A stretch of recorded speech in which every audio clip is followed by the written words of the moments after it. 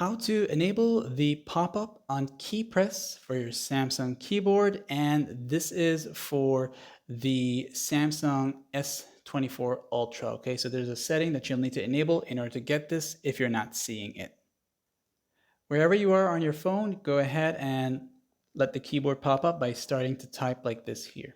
Then you'll want to tap on the settings icon right there. This will take you into the Samsung keyboard settings. And of course, assuming you're using the Samsung keyboard as your default keyboard.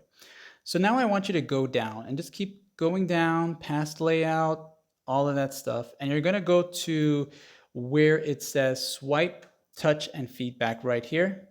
When you enter into this section here now, you're going to see the touch feedback option right there.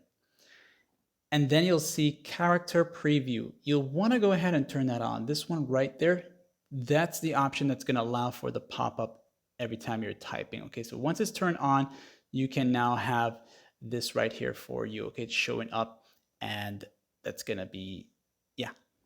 Okay. And that's that. Like and sub.